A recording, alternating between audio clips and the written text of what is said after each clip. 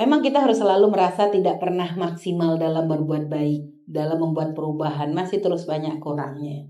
Sehingga makanya kadang gini, kita itu kalau ngadu kepada Allah, mengadulah dengan merendahkan diri.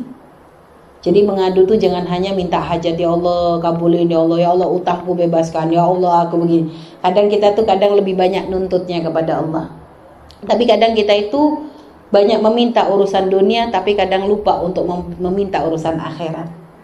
Makanya kalau ngadu kepada Allah, ya Allah, kita ini ahli, kita ngerasa jadi ahli maksiat, ya Allah, maksiatku kok banyak, pengen berubah, tapi kadang kok setan itu kok kuat banget ya. Kadang masih kebawa lagi, kepleset lagi, ya Allah bantu. Karena pernah Ibu diceritakan, ada seorang hamba Allah, itu dijadikan kekasih Allah tuh karena rayuannya kepada Allah. Jadi dia tuh ngadu gini loh Bu kepada Allah, ya Allah, aku tuh ahli maksiat, aku tuh banyak dosa, dan untuk menjadi ahli surgamu tuh gak pantas ya. Tapi ya Allah, kalau sampai aku masuk neraka juga gak mampu kan gitu. Sehingga dia tuh langsung mengadu, ya Allah, aku tuh bukan orang baik, tapi aku tuh seneng dengan orang baik, walaupun aku bukan golongan mereka. Aku pengen jadi baik seperti mereka, tapi aku belum mampu, ya Allah. Ada setan yang selalu merusak, ada teman-teman yang menjerumuskan, ada hawa nafsu yang selalu mengalahkan. Sehingga aku tuh terpeleset lagi, maka bantu aku, ya Allah. Kalau tidak kau berikan hidayah kepadaku, lihat, maka setan akan senang, ya Allah. Tapi jika kau bimbing aku dengan pengampunanmu, lihat, kekasih-kekasihmu yang akan berbahagia. Jadi mengadunya kepada Allah itu ngadu dengan apa ya Bu?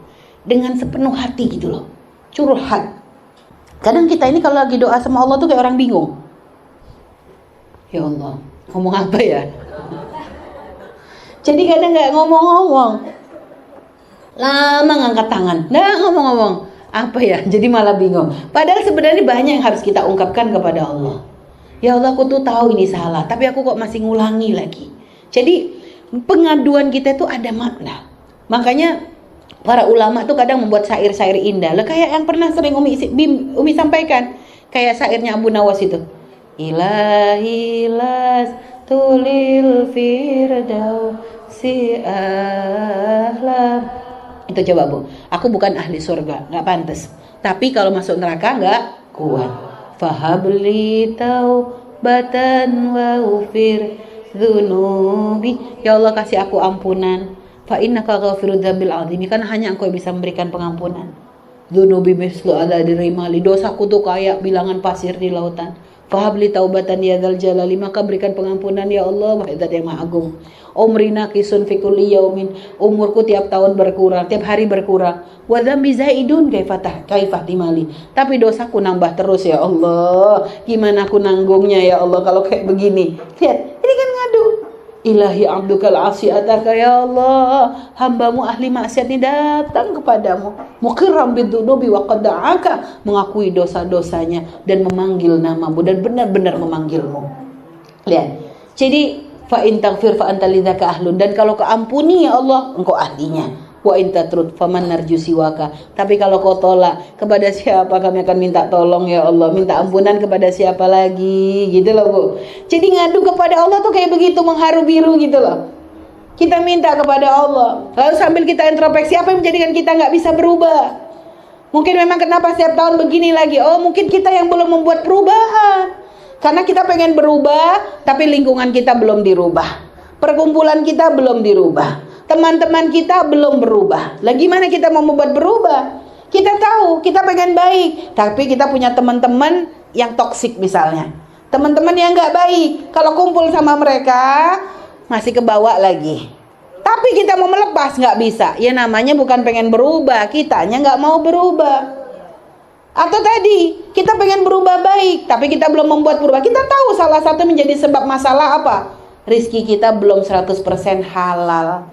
Kita kadang masih terikat dengan pinjol, udah lunas minjol lagi, udah gitu kadang masih begitu. Kita pengen berubah, tapi rizkinya masih nyampur dengan yang haram. Ya gak bisa berubah, mandek lagi di situ. Jadi makanya kalau pengen berubah itu, ibu, lingkungannya, semua yang menjadi kendala kita, yang menjadikan sebab kita nggak baik itu apa? Kita pelajari dulu. Orang nggak bisa buat berubah kalau dia nggak sadar dengan kekurangannya, kan gitu. Jadi kita nggak akan bisa sadar. Coba kalau kita merasa kita nggak pusing, bagaimana kita akan mencari obat pusing, kan gitu. Kalau kita merasa saya nggak, memang lemah urusan matematika, bagaimana saya akan belajar tambahan untuk matematika? Nah, kalau saya nggak menyadari kekurangan saya, lihat. Jadi kalau kita pengen buat perubahan, sadari dulu apa yang menjadikan kita itu stuck di tempat. Apa yang menjadikan kita tuh begitu-begitu saja. Apa yang menjadikan kita itu selalu balik lagi ke situ lagi.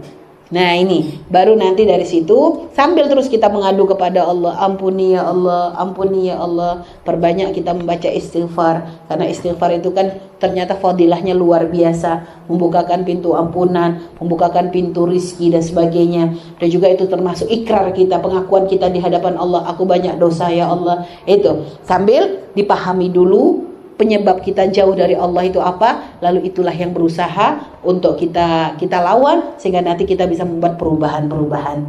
Kalau gara-gara teman kita nggak baik, tinggalkan teman yang seperti itu. Kalau teman selalu menjadikan kita jadi senang menggunjing, jauhi, nggak boleh ada, nggak enak. Kadang kita itu nggak enak sama teman tapi enak sama Allah.